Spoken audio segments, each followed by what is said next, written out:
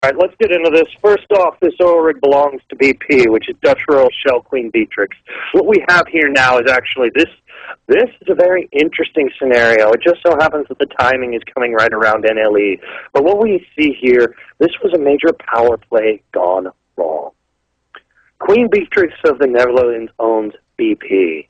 BP is Dutch Royal Shell. Okay? The point being that they were doing extreme subterranean digging here. Geologists had figured with data that they had gained from actually Caesar and Skynet, which, oddly enough, get into the whole point that Skynet was originally created for was actually oil,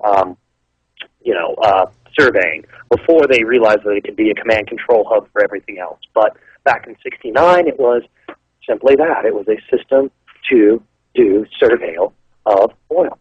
This vein is a connecting vein. It is a very deep subterranean vein that links the oil pool strategic reserve in the Black Hills to the oil pool reserve in Venezuela.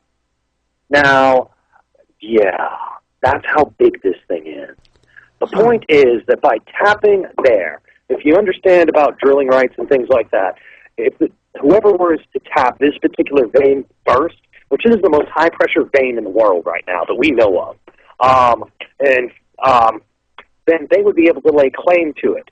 So it was a power play between Queen Beatrix and Dick Cheney. Basically, two factions of the Bilderberg are at war here over this natural resource. Initially, what happened was, and this is from very reliable sources, one of them was actually on site working with, the military to actually contain certain things. Can't get into names. Being that wishes to remain confidential. Anyway, point being, timeline of events here, they got to the point where they were almost tapped the vein. They put down the hydraulic cement.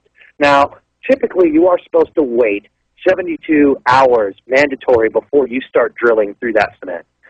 Because they knew Haliburton was on their back and was going to be coming out soon and probably trying to sink a rig very close, they tapped it after 5 hours. You've got to be kidding me. It went ballistic.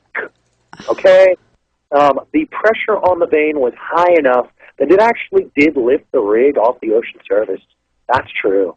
But it did not break the drill point. The drill point went back down and started drilling. They started pumping. They didn't even have to pump. It was so high pressure that all they did was open the excuse my language, open the barrels, and it started pouring in.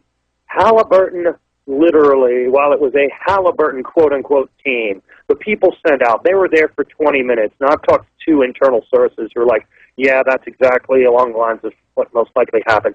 Haliburton was on the platform for no more than 20 minutes. Essentially, what was on the platform was 10 men from Blackwater. They rigged the entire platform and blew it. The reason being is the only way to prevent Dutch Royal Shell from having the rights on that vein was to eliminate the platform and create a catastrophe that would negate their drilling rights. So they Haliburton literally, intentionally demolitioned the platform. That's what I thought happened the entire time, and all of my family and friends were arguing with me on Facebook about it, saying, "Oh, well, you're just crazy. If something happened with Haliburton, they'll catch them. Don't worry about it."